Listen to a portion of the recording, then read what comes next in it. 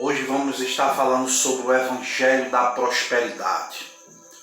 Nossa meditação se encontra em 2 Coríntios capítulo 2, versículo 17, que diz assim a palavra: porque nós não estamos como tantos outros, mercadejando a palavra de Deus.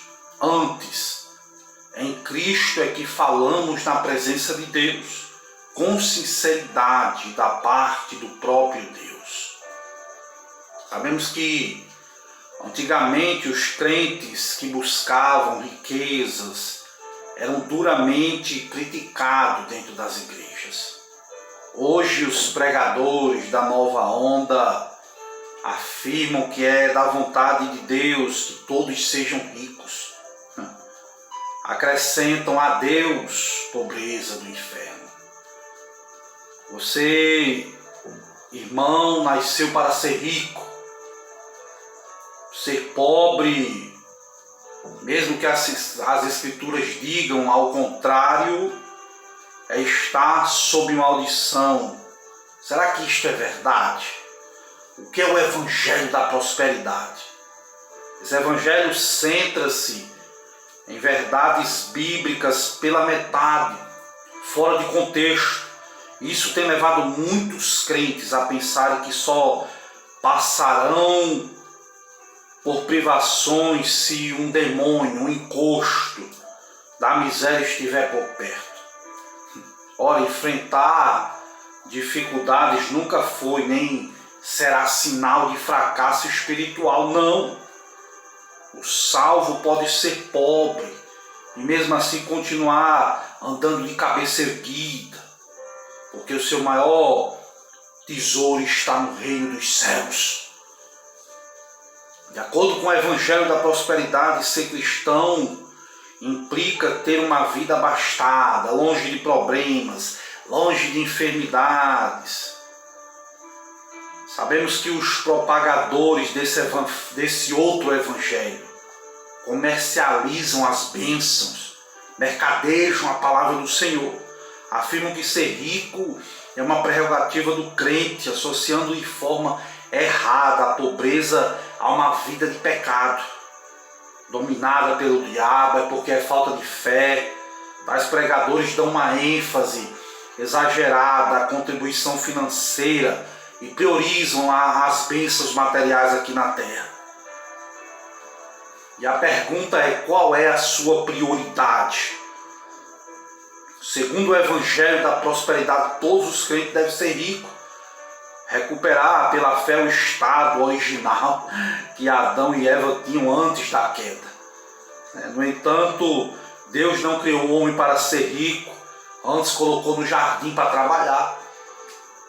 Ninguém sobrevive sem alimento, a comida para o corpo é algo insubstituível. Mas Jesus fala de uma comida ainda mais importante. Certa vez Jesus disse: a minha comida é fazer a vontade daquele que me enviou e realizar a sua obra.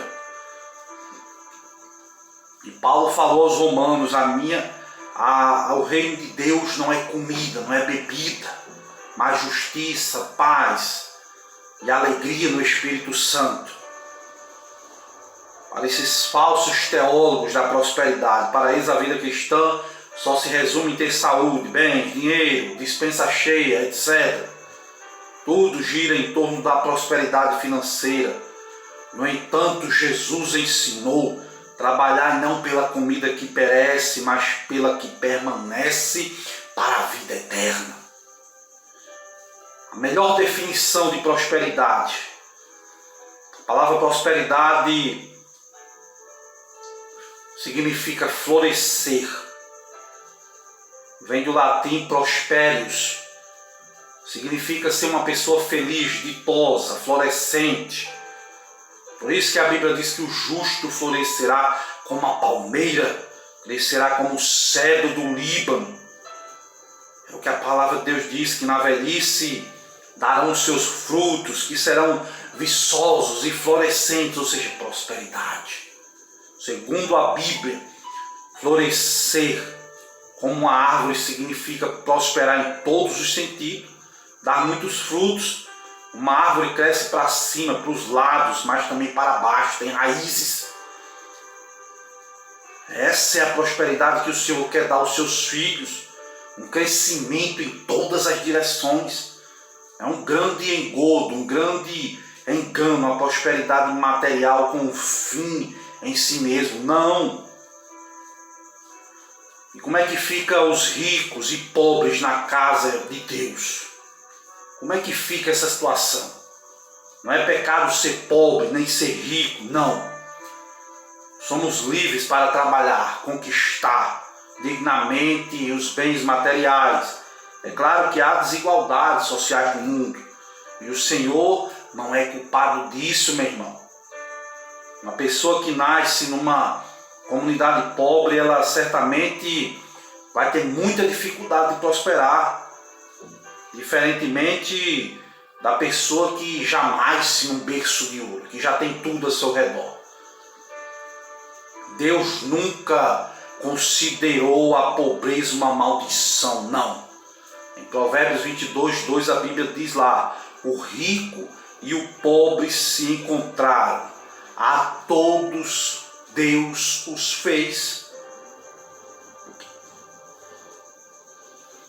Em vez de nos mandar repreender a pobreza como se fosse um demônio, o Senhor pergunta: porventura, não é este o jejum que escolhi? Que reparta o teu pão com um faminto? Que recolhas em casa os pobres desterrados? Lá em Isaías 58. É o que está escrito. Não devemos fazer acepção de pessoas, não podemos deixar-se influenciar por ideologias humanas, mas sim pela palavra de Deus. Essa é a verdade. Deus, segundo o qual os ricos não devem menosprezar os pobres nestes, valendo-se do complexo de inferioridade muitas vezes. Deus muitas vezes se indigna contra esses. A Bíblia diz que não deve haver desprezo dos pobres. É uma tendência humana julgar as pessoas pela aparência. No entanto, não devemos tratar alguém porque exibe um anel de ouro, porque usa vestes preciosas. Ninguém é superior a ninguém, meu irmão. Os pobres devem ser honrados.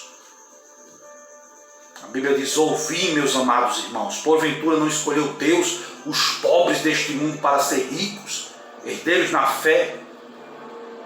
É claro que a salvação não é apenas para os pobres, porém, este versículo deixa claro que o Senhor prioriza a riqueza da fé. Se os pobres são ricos na fé, devem ser honrados na casa do Senhor. Não há fundamento na afirmação de que a pobreza é uma maldição, não.